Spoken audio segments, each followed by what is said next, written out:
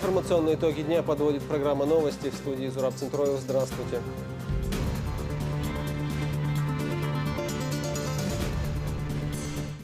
Большая инспекция Рамзана Кадырова.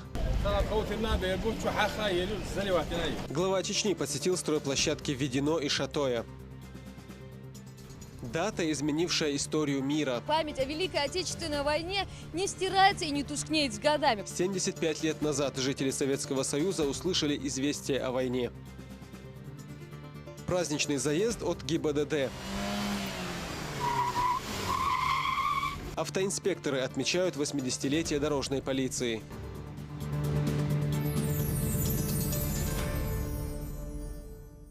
Россия вспоминает жертв Великой Отечественной войны. Ровно 75 лет назад фашистская Германия напала на Советский Союз.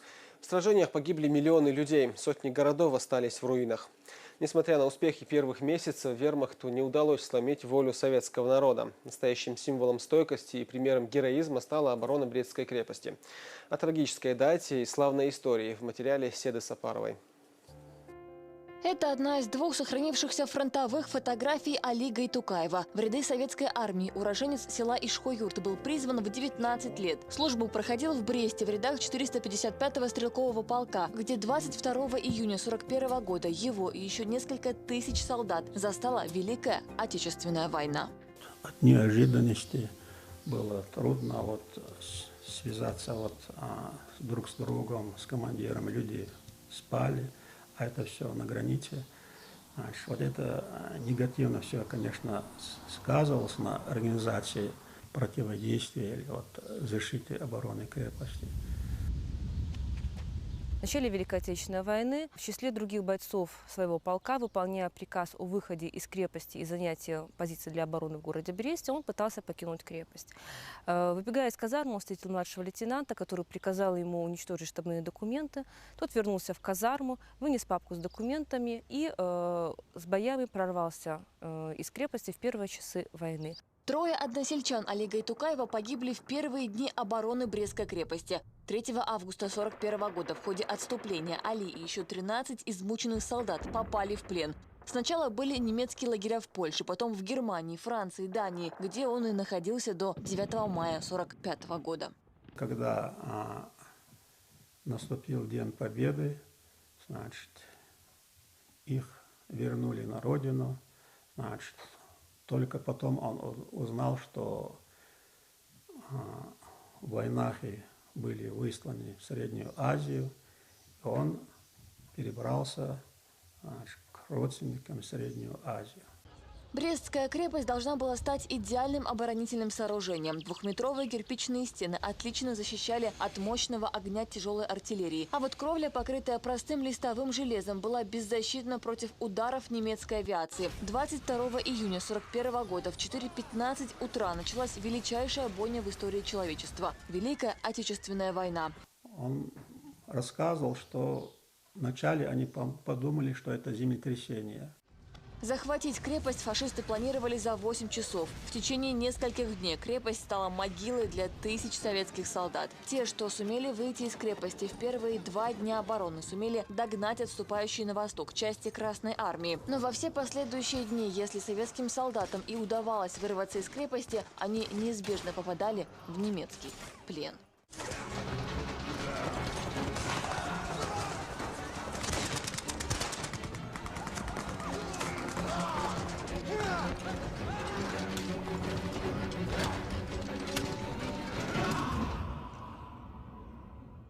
Крепость была признана во всем мире памятником мужества. Ведь именно здесь было доказано, что человеческий дух сильнее стен, сильнее огня. В течение 3 с лишним лет крепость находилась в руках фашистов, поэтому никаких довоенных архивов не сохранилось. И даже спустя 75 лет остается неизвестным точное количество и имена солдат, принимавших участие в обороне крепости. В связи с тем, что все списки личного состава воинов Брестской крепости, Брестского гарнизона 1941 года не сохранились на настоящий момент, они были уничтожены в начале Великой Отечественной войны, то имеющиеся данные о призывниках служивших в Брестской крепости накануне войны, восстановлены у нас по воспоминаниям тех, кто остался в живых, и различным архивным данным. По этим архивным данным известно, что из различных районов Чечено-Ингушской республики призывались накануне войны призывники в Брестскую крепость. Различные ее подразделения принимали участие в обороне крепости в июне 1941 года.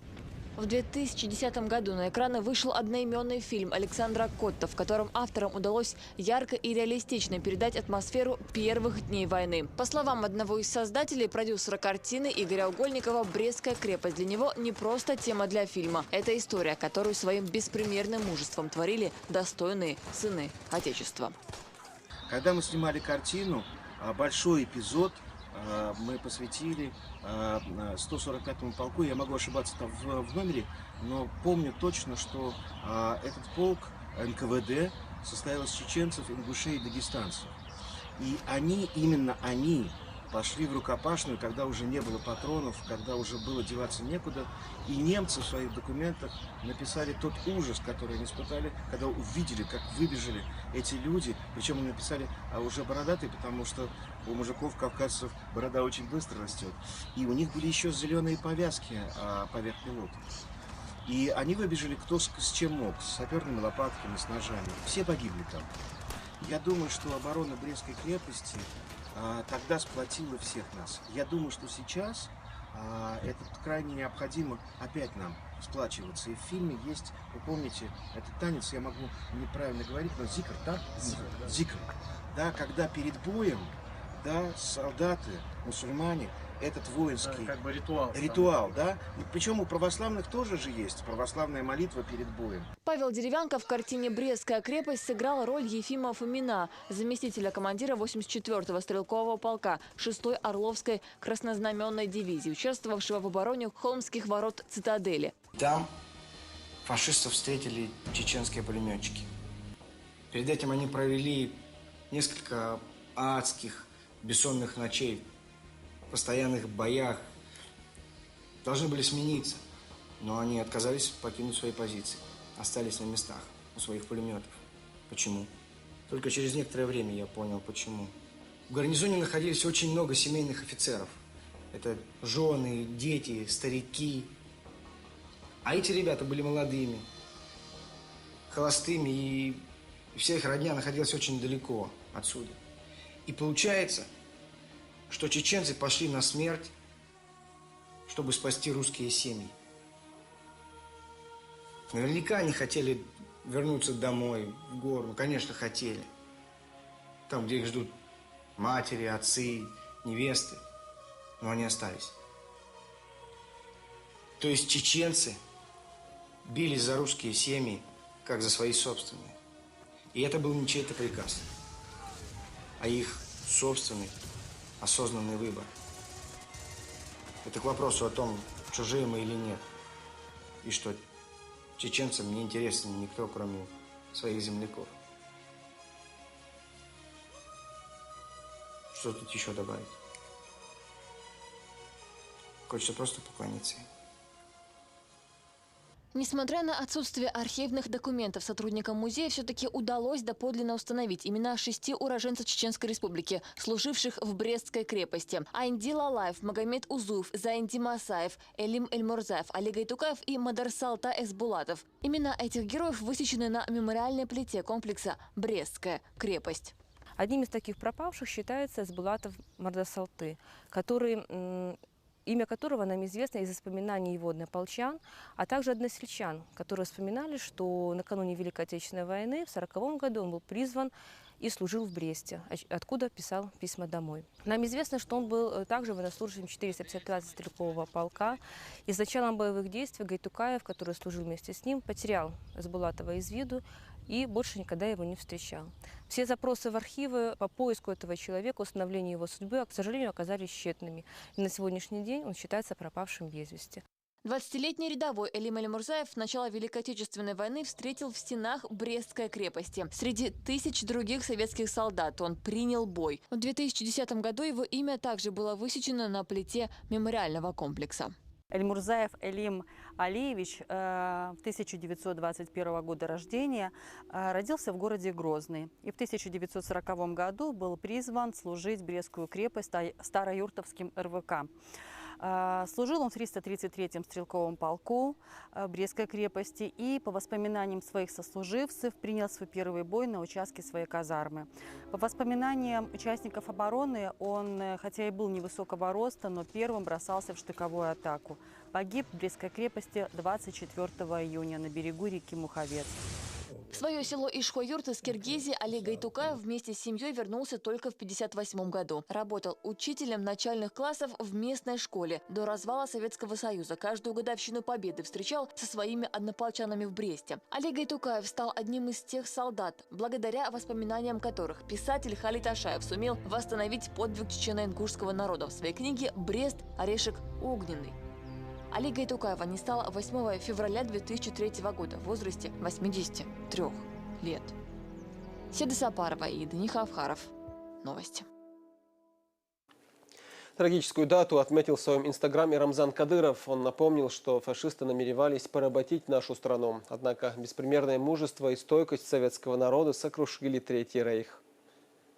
Сегодня Россия отмечает День памяти и скорби. Славные сыны Советского Союза показали беспримерное мужество, стойкость, волю и массовый подвиг во имя Родины. Десятки миллионов человек отдали жизни, защищая каждую пять родной земли. Мы с гордостью говорим, что среди тех, кто отстоял свободу и независимость Отечества, были десятки тысяч достойных сынов чеченского народа и многих других народов Чечено-Ингушетии. Они защищали Брестскую крепость, Москву, Сталинград, прорывали блокаду Ленинграда, брали Кёнигсберг, Берлин, освобождали Киев, Минск, Варшаву, Вену и Прагу. Грозный стал городом воинской славы. И когда над Россией нависла угроза международного терроризма, тысячи мужественных молодых людей встали рядом с первым президентом Чеченской Республики, героем России Ахматом Хаджи Кадыровым, и при поддержке федерального центра разгромили злейшего врага. Наши недруги прекрасно осознают, что чеченские бойцы всегда готовы защитить родную Россию и выполнить боевую задачу любой сложности. Дорогие друзья, в Великой Отечественной войне мы победили фашистскую Германию и ее союзников благодаря единству народов. К сожалению, и в наши дни у России немало врагов. В этих условиях мы обязаны ценить и крепить дружбу и единство всех народов России. Слава нашей великой родине России и ее героическим защитникам.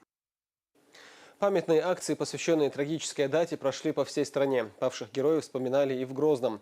В годы войны город обеспечивал фронт столь необходимым топливом, а в 1942-м и сам находился в прифронтовой зоне. Как республика отметила очередную годовщину начала Великой Отечественной, расскажет Таиса Борщигова.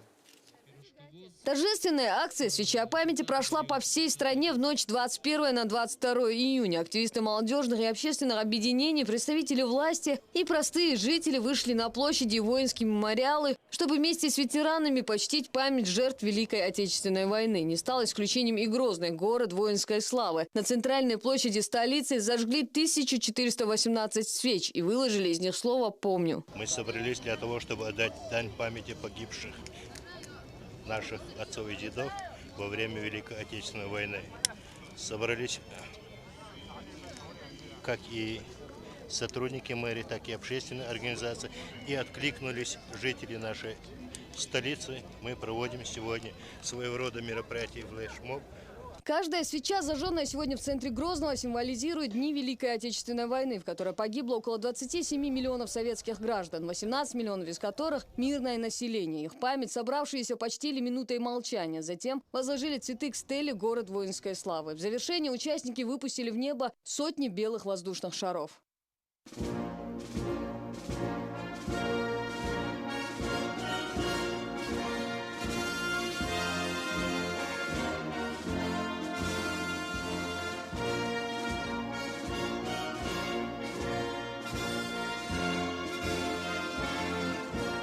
Наряду с акцией «Свеча памяти» по Чечне во всех районах проходит и вахта памяти. В знак благодарности советскому солдату в ней принимают участие юные суворовцы и школьники. С 6 часов утра, сменяя друг друга, юноши и девушки стоят в почетном карауле у вечного огня. Вахта продлится до полуночи. Данная акция у нас цель и задача – это патриотическое воспитание подрастающего поколения, показать всем, что мы помним и любим наших ветеранов, чтим память. Живая память о Великой Отечественной войне уходит каждый день. Однако остаются совсем еще юные ребята, которые стоят на страже памяти о подвигах дедов и прадедов. В их числе 9-летний Муслим Мударов, пришедший вместе со сверстниками на выставку, посвященную Дню памяти и скорби. У меня был прадедушка, моей мамы дедушка, о Махматов Мухади. Он тоже воевал.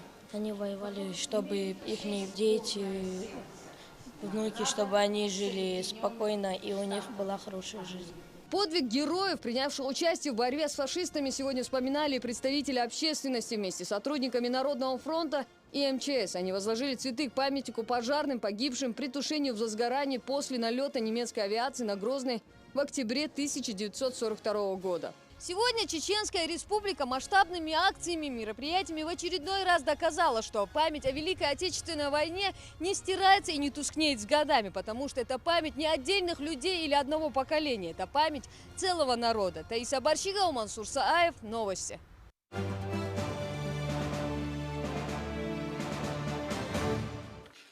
Шатойский район приходит в себя после недавних оползней. Рабочие возводят дома для пострадавших, подводят коммуникации и реконструируют размытые дороги. Как скоро жители смогут заселиться в новые дома, выясняла Лолита Хадизова. Гушкорт расположен в одном из самых живописных мест Шатойского района. До настоящего времени он был малоизвестен, однако внезапный удар стихии вывел это селение на первые полосы информационных лент страны. Оползень стал для местных жителей потрясением еще и потому, что таких явлений ранее здесь не наблюдалось. Об этом свидетельствует и Абдулкадыр Бесултанов, старожилу Гушкорта 83 года, 53 из которых он прожил здесь. Oppaldnes, wordt er best kan dienen, goed schilderd. Daar Koran wordt Ramazan. Dik patcha hoekes. Er zijn een patcha aan, schilderd, kirkwat. En merk dawo, schilk dawo. Daar is Hilson. Всего стихия разрушила 10 домов, 17 оказалось в зоне риска. Непогода разбушевалась в преддверии одного из главных мусульманских праздников. Священный месяц Рамадан, без крыши над головой. Остались более 150 жителей. Но руководство региона пострадавших в беде не оставило. Тревожные новости из Гушкорта практически сразу сменились на сводки о восстановительных работах. Вот так сейчас выглядит одна из главных строительных площадок сезона. В этой части Шатойского района шум рабочей техники не утихает даже ночью. Каждый день здесь трудятся сотни строителей. Их усилиями одновременно возводятся 30 домов. На 12 гектарах шаг за шагом растет новый поселок, что для местных жителей стало еще более непривычным явлением. В Шатойском районе строительство домов с нуля и в таких масштабах развернуто впервые. شيء مارخ بوت بو أسنية دوان دوب يوس دو إلا أبولخ وين حوش خل بات وين باتش عن رمزان أحمد جنا دريس خل دار شيء دو عدل سولي لوك أقناع قية بيتسو دار قية بايلقصناخ.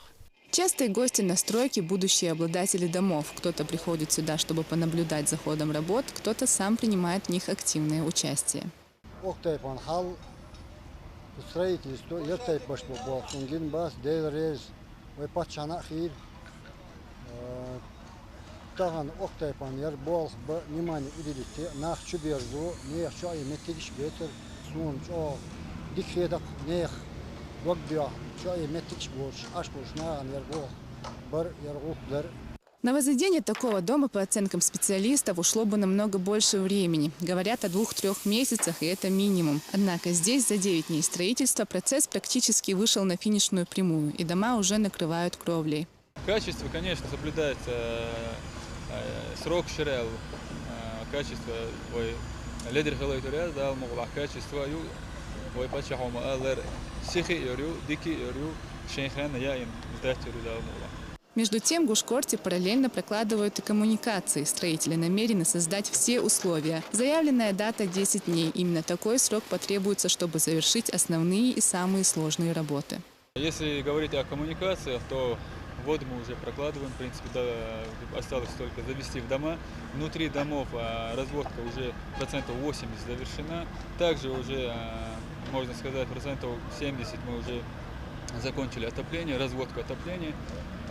Электрику тоже полностью заканчивают разводку. принципе, если говорить о том, что у нас осталось, это в основном завершить кровлю и закончить внутреннюю отделку. И, соответственно, выходить уже благоустройство. В ходе своего первого визита после оползней в Шатойский район глава Чечни Рамзан Кадыров пообещал, что работы будут завершены в кратчайшие сроки. Причем все меры по предотвращению последствий стихии были предприняты, не дожидаясь помощи федерального центра. Сами жители никак иначе, как чудом, это строительство не называют. Работы должны быть завершены к концу священного месяца Рамадан, чтобы жители, пострадавшие от оползней, могли встретить Идаль-Фитр в своих новых домах. Если ранее кому-то эта задача могла показаться невыполнимой, то теперь нет никаких сомнений. Обещание главы Чечни будет выполнено в срок. Лолита Хадизова, Адам Найниев. Новости. Впрочем, от оползней пострадали не только жители Шатойского района. Введено ускоренными темпами идет строительство жилья для местных жителей, которых стихия оставила без крова. За ходом работ следит лично Рамзан Кадыров. Сегодня на рассвете он посетил сразу несколько стройплощадок, первая из которых находится в Шатойском районе. В ходе своей очередной инспекции по строительным площадкам Рамзан Кадыров не упускает из виду ни одной мелочи. Проверяет все, начиная от строительно-монтажных, заканчивая внутриотделочными работами.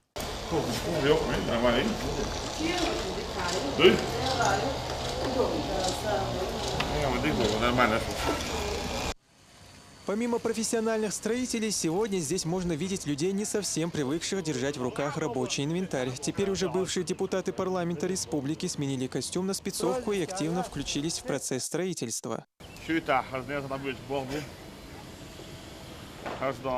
Безработный дом,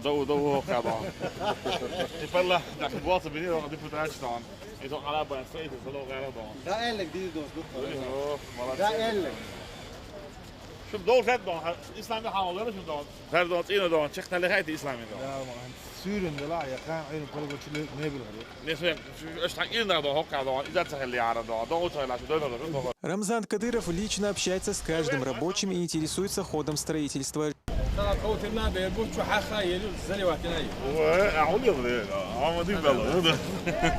После инспекции строительства жилья Рамзан Кадыров осмотрел трассу Шатой-Тум-Кали, на которой сошел грунт объемом до 2 миллионов кубометров. В результате было нарушено транспортное сообщение между несколькими населенными пунктами. На месте происшествия работают сотрудники Министерства автомобильных дорог республики.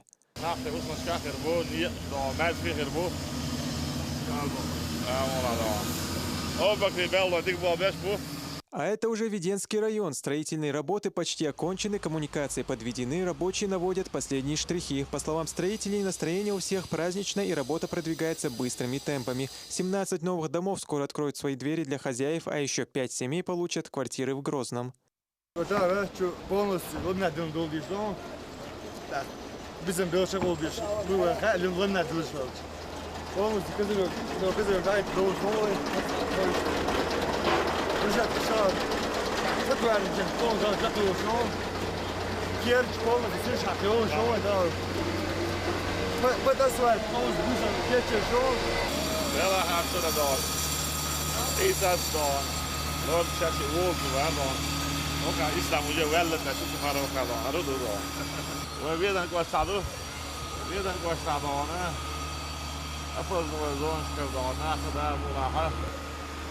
ما سياق تدعش دون ويش كل هوس بشغل بو عادي عادي كثير دون هو نتا إذا والله أما جالس بيش الشجاع تقول شو البيض شق بيضاوي خاوس بيز الله من ناتل شو يشق يلو شو قطع وقت غاز بص بيعليش مس وقت غاز يو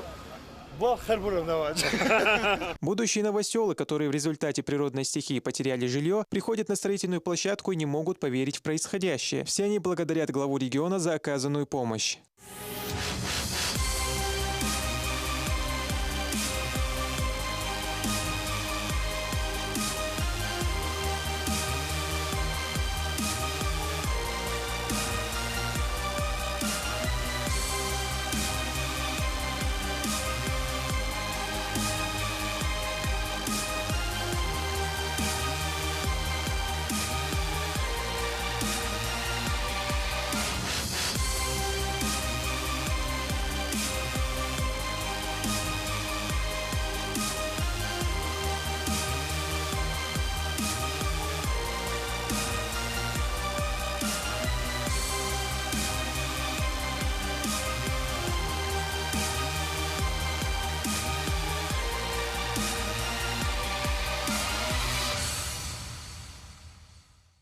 В завершении инспекции глава региона посетил Шали, где активными темпами идет строительство мечети, которая сможет принимать одновременно 20 тысяч человек. Мечеть будет носить имя Рамзана Кадырова. Молитвенное сооружение по своему архитектурному плану не имеет аналогов в мире. Строительство было начато после многочисленных обращений и просьб жителей республики. Рамзан Керимов, Луиза Юнусова. Новости.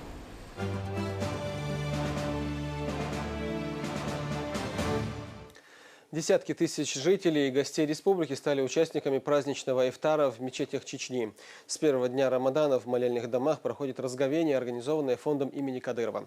Учитывая дневной отказ от пищи и воды, меню для постящихся составляется в соответствии с рекомендациями врачей. В мечеть отправилась и наша съемочная группа.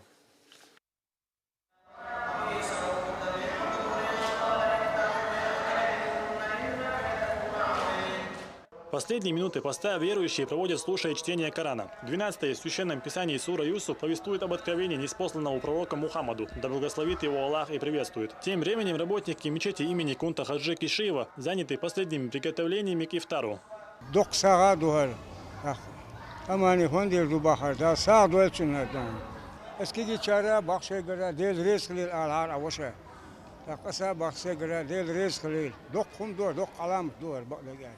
Несмотря на проливной дождь за окном, желающих присоединиться к ифтару, как всегда, много. В основном это дети и молодежь. Разнообразное меню, фрукты и питье всегда хватает для всех.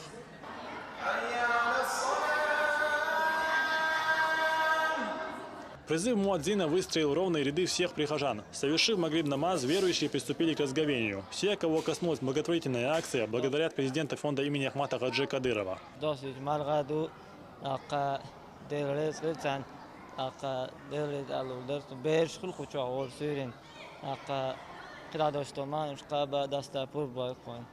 Около сотни мусульман собрала в своих стенах и мечеть имени Саида Ахмада Мансыгова в Новом Биное. Верующие отметили, что все необходимое для полноценного разговения всегда присутствует здесь.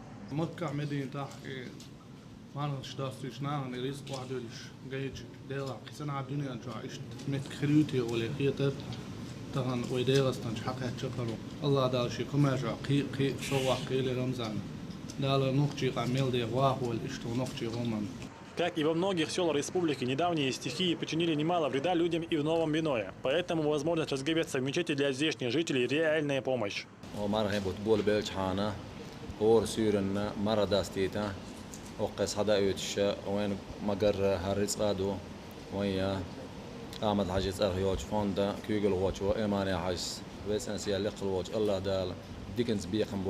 Прихожан мечети села Ачхамартан на вечернюю молитву также встречают горячей едой. Местные жители отмечают, что возможность совершить коллективное разговение – большая милость Всевышнего.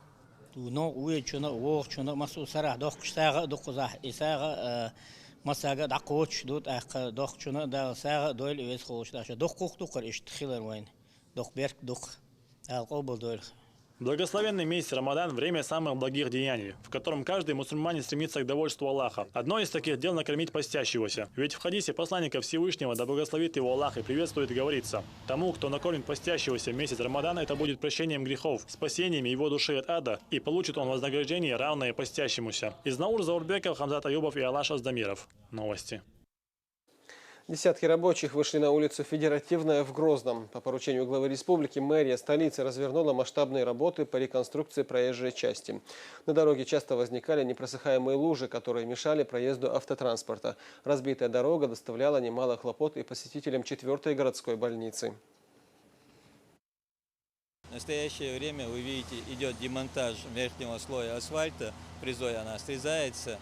После этого на промежутке между улицами Тасуева и улицей Тучина, по всей улице Федеративной, будет заменено асфальтовое полотно, будет проведена нивелировка самой улицы, чтобы в дальнейшем вода здесь не собиралась.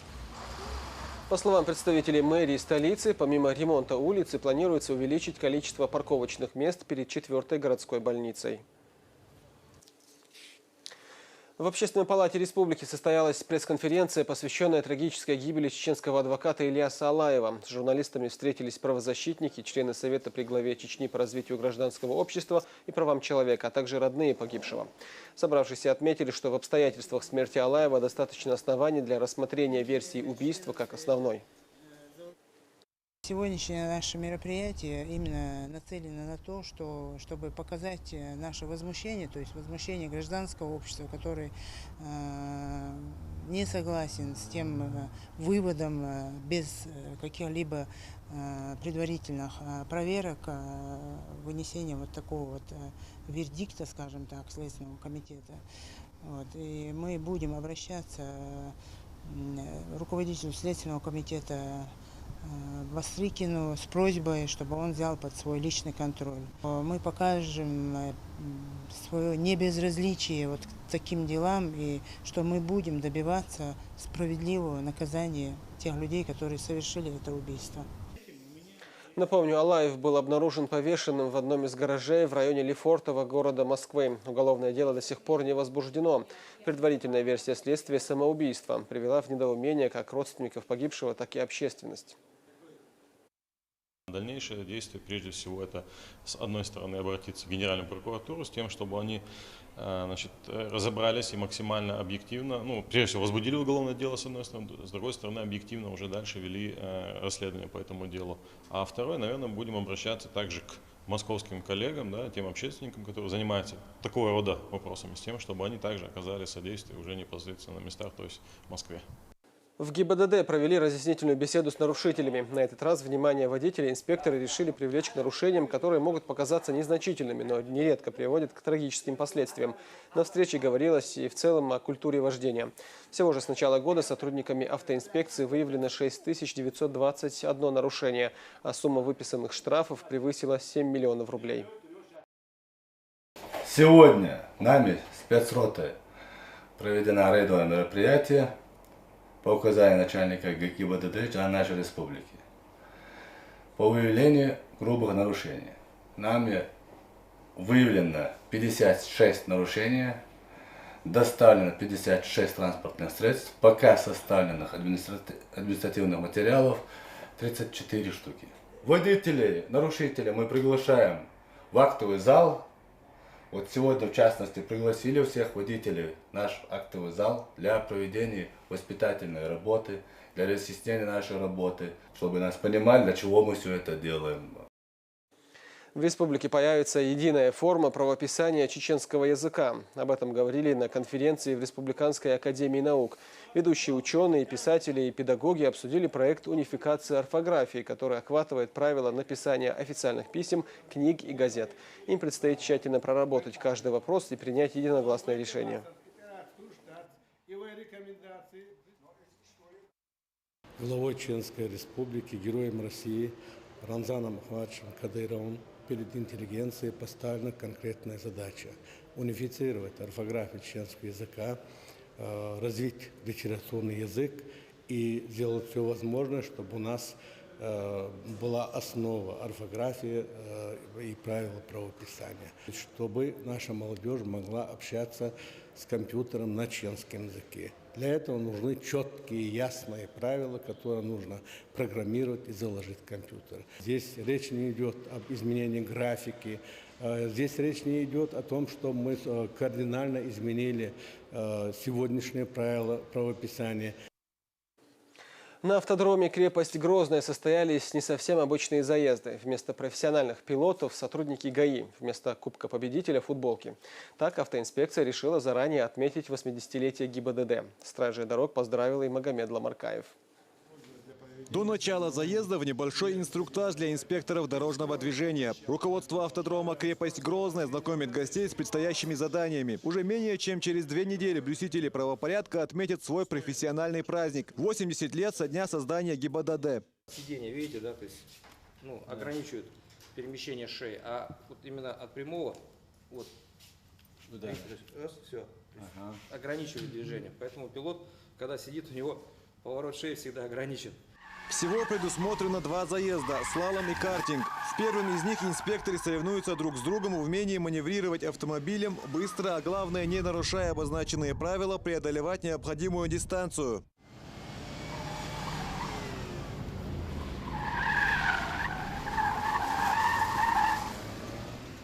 На соседнем картодроме другая половина участников соревнуется, кто быстрее всех финиширует. Одновременно на трассу вышли 7 полицейских.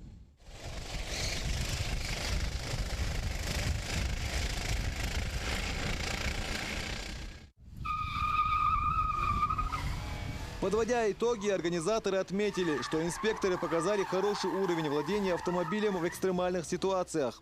Основной девиз Российской автомобильной федерации, Международной автомобильной федерации гласит о следующем. Через мастерство на гоночных трассах к безопасности на дорогах. Поскольку человек, который получает мастерство здесь, на гоночных трассах, он на дорогах общего пользования, во-первых, намного безопасен для окружающих, во-вторых, его навыки, его мастерство позволяет ему безопасно выходить из самых экстремальных ситуаций, которые могут произойти на дорогах.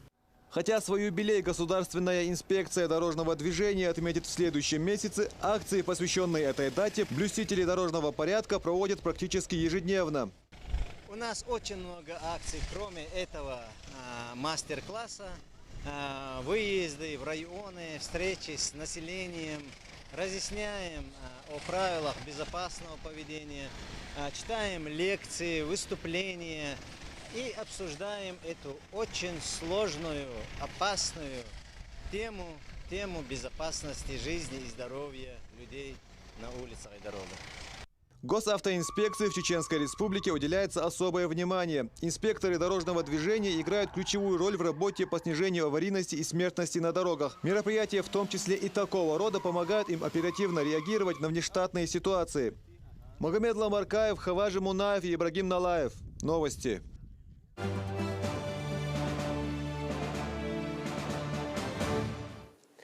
Хорошие новости для любителей футбола. Накануне детская команда «Терек», в которой выступают ребята 2005 года рождения, вернулась из Краснодарского края. Спортсмены участвовали во всероссийском турнире «Малая земля», посвященном памяти Владимира Бута. Он проходил с 12 по 18 июня. Юные воспитанники грозненской команды заняли первое место, одержав убедительные победы во всех 6 матчах. Отмечу, что в соревнованиях участвовали представители сильнейших детско-юношеских спортивных школ России. Всего 20 команд. Отбор у нас был за месяц, мы уже примерно представляли, какие там команды будут. И уже настраивались на первое место. По итогам турнира лучшим бомбардиром с результатом 16 голов стал воспитанник Академии футбола Рамзан Ахмед Давлетгириев. Лучший тренер соревнований – наставник чеченской команды Кюри Ахматов. В этом плане проделана определенная работа. Еще раз хочется этих ребят поздравить с этим. Большой объем работы в плане того, чтобы мы сейчас вот этих всех тренировок в республике, мы постарались их сейчас совместно с ними, чтобы у нас не только были вот в основном те, кто в городе Грозном, поблизости района, чтобы всю республику охватить. И на этом все. Я желаю вам только хороших новостей. Адикевич.